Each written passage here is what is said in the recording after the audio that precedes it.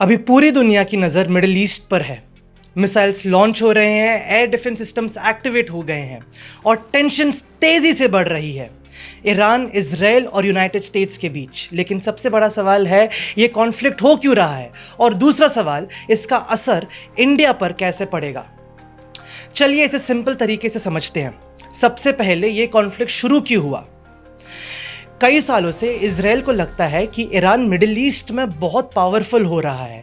Iran missile technology और nuclear programme पर काम कर रहा है और इजराइल को डर है कि फ्यूचर में ये उसकी सिक्योरिटी के लिए डायरेक्ट थ्रेट बन सकता है।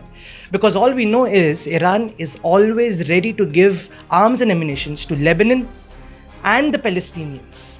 यूनाइटेड स्टेट्स इसी से कंसर्न हो रहा है। इसलिए अमेरिका और इजराइल दोनों चाहते हैं कि ईरान न्यूक्लियर मिलिट्री पावर ना बन जाए। अब बात करते हैं यूनाइटेड स्टेट्स के इंटेंशंस की कि इसमें यूएसए इतना टेंशन क्यों ले रहा है। अमेरिका का मेन गोल है ईरान की मिलिट्री पावर को कंट्रोल करना है और मिडिल ईस्ट में अपना स्ट्रैटेजिक इन्फ्लुएंस मेंटेन करना है। ये रीजन ग्लोबल एनर्जी और ऑयल सप्लाई के लिए बहुत इंपॉर्टेंट है। इसलिए अमेरिका के लिए ये सिर्फ सिक्योरिटी नहीं, स्ट्रैटेजी और इन्फ्लुएंस का भी इशू है।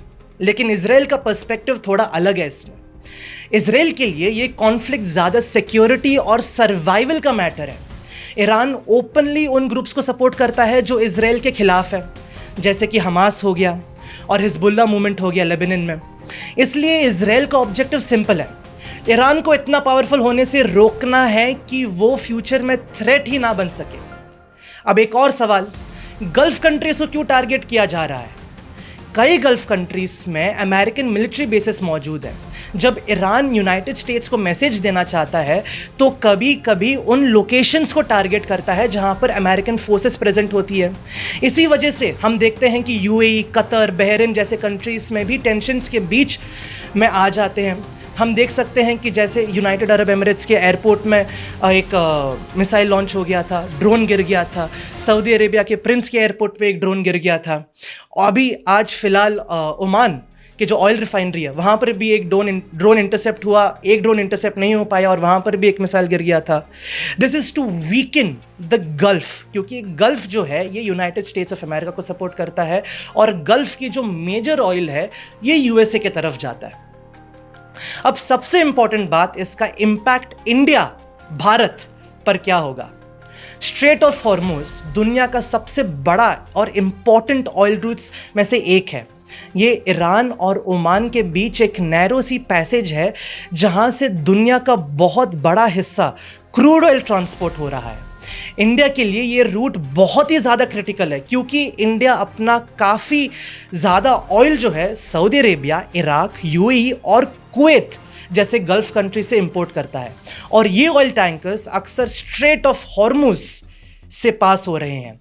अब जब इस रीजन में टेंशन बढ़ रहे हैं और रूट्स कॉम्प्रोमाइज हो रहे हैं तो इंडिया पर 3 मेजर इफेक्ट्स दिख रहे हैं। पहला, ऑयल सप्लाई रिस्क। अगर रूट्स अनसेफ हो रहे हैं तो ऑयल टैंकर्स का मूवमेंट स्लो हो रहा है, जिससे इंडिया को मिलने वाली क्रूड ऑयल सप्लाई इफेक्ट हो सकती है।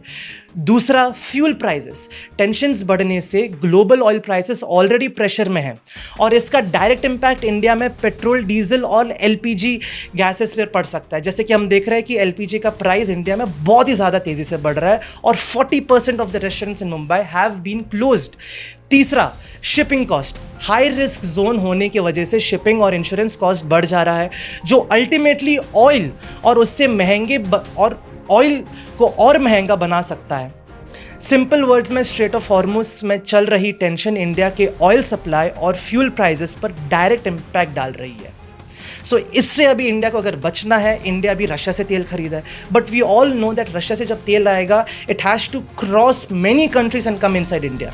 Even if we want oil from Venezuela से अगर हमको तेल चाहिए तो अटलांटिक ओशन क्रॉस करके केप ऑफ गुड होप से जाके फिर इंडिया आएगा, या फिर यूरोप के अंदर घुस के इजिप्ट से क्रॉस होके फिर Arabian Sea, then it will come back to India. It's all way too long and very costly.